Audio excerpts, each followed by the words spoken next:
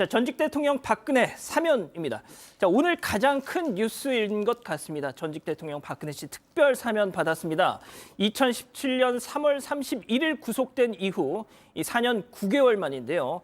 자, 며칠 전까지만 해도 엊그제까지만 해도 어려울 거란 전망이 많았는데 상당히 전격적이었습니다. 네, 그렇습니다.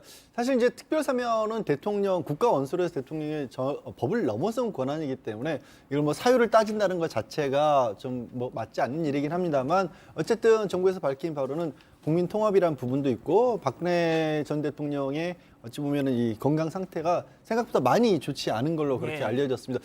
이번 주 초까지만 해도 법무부에서 지병이 그렇게 심각한 정도는 아니다라고 했습니다만 사실 그보다 더 심각한 상태인 걸로 보여서 문재인 대통령의 정권으로 사면 결정을 한 것으로 보이고요. 박근혜 지금 전직 대통령 같은 경우에는 4년 9개월가량 수감 생활이었고 남은 17년 3개월의 형은 감면이 되는 겁니다. 다시 살지 않아도 되는 거고요.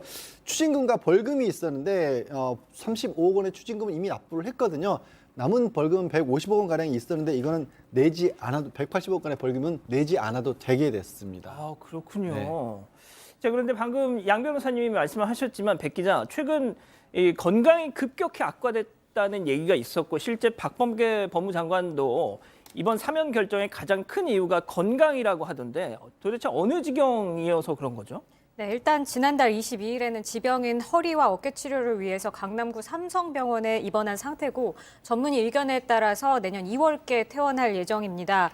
최근 또 정신적인 불안 증세를 보여서 이와 관련한 진료도 받은 걸로 알려지면서 또 건강이 악화된 게 아니냐 이런 추측이 나왔습니다.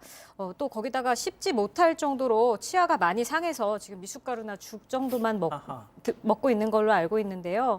또 최근에 이제 내곡동 사저가 경매에 붙여져서 매각된 만큼 측근들은 거처를 알아보고 있는 상황입니다. 그렇군요. 자, 이 대변인격인 유영하 변호사는 어려움이 많았음에도 사면 결정을 해준 문재인 대통령에게 사의를 표한다 뭐 이런 얘기를 했다는 소식도 들어왔습니다. 자, 그런데 승 의원님, 네네. 이명박 씨, 전직 대통령 이명박 씨는 이번에 제외가 됐습니다.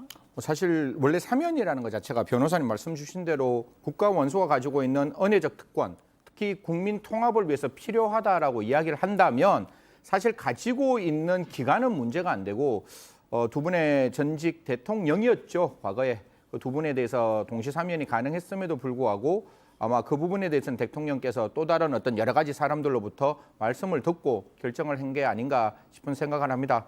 하지만 앞으로 통합을 위한 방향이라면 분명히 그런 생각을 할 거예요.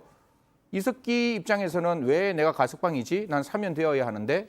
그리고 저 박근혜 대통령 측에서는 이때까지 이렇게 힘들었는데 왜 진작 사면을 안 해줬지? 라고 또 부평할 수 있지만 뭐 이명박 전 대통령, 이명박 씨의 입장에서는 사실상 왜 다른 사람은 사면하고 가석방하면서 나는 왜 안 해주지라는 여러 가지 불평이 있으면 정치권 안에서 또 갑론을박이 발생할 수 있는 가능성이 있으니까요. 이 부분은 현직 대통령이시든지 아니면 차기에 우리나라를 이끌어갈 대통령이시든지 이 부분에 대해서도 다시 한번 고민해야 되는 그 내용이 들어있다라는 말씀드리겠습니다. 알겠습니다.